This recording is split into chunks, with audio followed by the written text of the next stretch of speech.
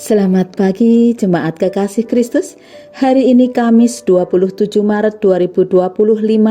Kita belajar dari kitab Imamat pasal 19 ayat 19 sampai 37.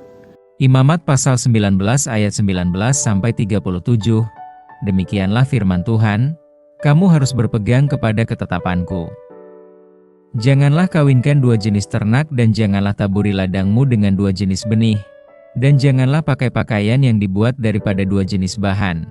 Apabila seorang laki-laki bersetubuh dengan seorang perempuan, yakni seorang budak perempuan yang ada di bawah kuasa laki-laki lain, tetapi yang tidak pernah ditebus dan tidak juga diberi surat tanda merdeka, maka perbuatan itu haruslah dihukum. Tetapi janganlah keduanya dihukum mati, karena perempuan itu belum dimerdekakan. Laki itu harus membawa tebusan salahnya kepada Tuhan ke pintu kemah pertemuan, yakni seekor domba jantan sebagai korban penebus salah.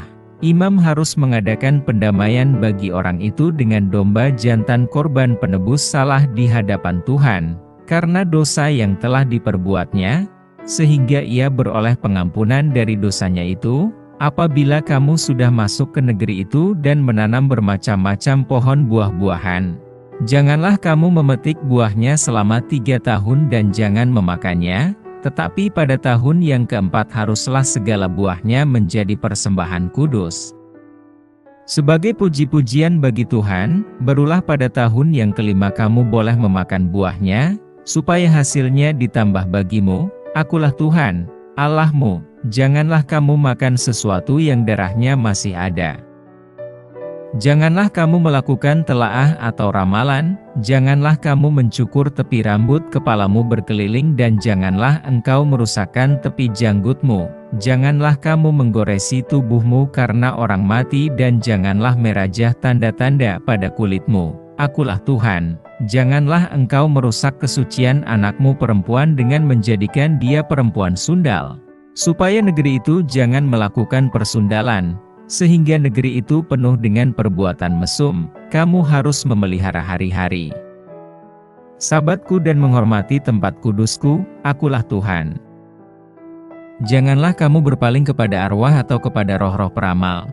Janganlah kamu mencari mereka dan dengan demikian menjadi najis karena mereka.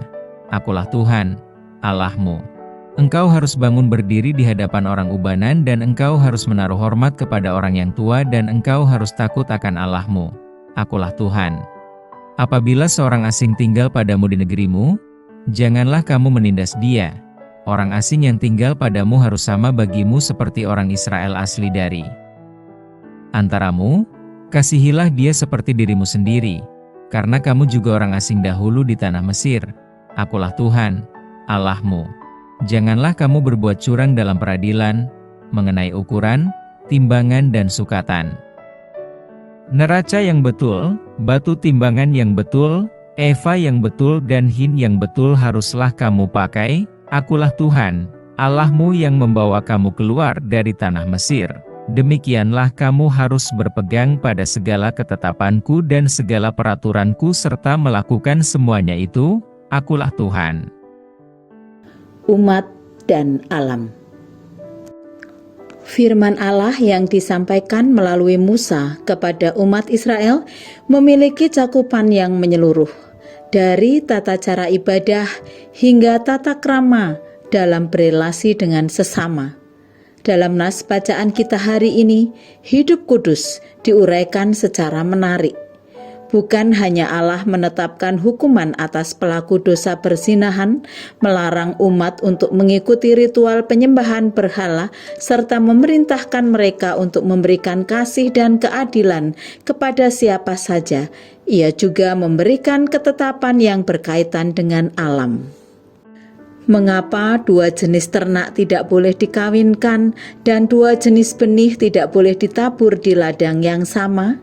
Sesungguhnya dalam konteks zaman itu, ketetapan ini merupakan larangan terhadap pencampuran.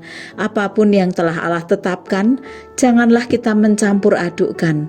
Kita harus memperlakukan hewan dan tanaman sebagaimana Allah menciptakannya. Demikian pula dengan dua jenis bahan pakaian yang bukan sekedar tentang pilihan gaya, melainkan tentang pencampuran antara bangsa Israel dan bangsa asing, antara ajaran Taurat dan ajaran lain. Mengapa buah-buahan dari pohon yang ditanam dan ditumbuhkan selama 3 tahun tidak boleh dimakan? Pada hakikatnya, buah yang muncul dalam 3 tahun pertama adalah buah muda yang muncul sebelum waktunya. Haruslah buah itu dipetik dan tidak dimakan. Pada tahun keempat, barulah buah yang dihasilkan adalah buah yang matang dan baik. Tetapi itu pun harus dikhususkan bagi Allah terlebih dahulu. Buah yang muncul pada tahun berikutnya dan seterusnya baru boleh mereka makan. Ketetapan di atas mungkin sering disalahartikan oleh kita, pembaca masa kini. Tidak ada yang salah dengan menanam tanaman berbeda di ladang kita atau memakan buah tanpa menunggu 3 tahun. Yang patut kita hindari adalah terburu-buru mengikuti dan menikmati apa yang kelihatannya baik. Sebab sebagaimana orang percaya, yang terbaik bagi kita tetaplah kemurnian dan kesetiaan di dalam Tuhan. Mari kita berdoa. Bapa di surga, terima kasih Engkau memberikan firman kepada kami hari ini, mengingatkan kepada kami bahwa kami harus sungguh-sungguh dalam mencintai alam ciptaan-Mu ini. Engkau mengajarkan kepada kami untuk mampu memelihara dan menjaganya dengan baik sebagai warisan bagi anak cucu kami.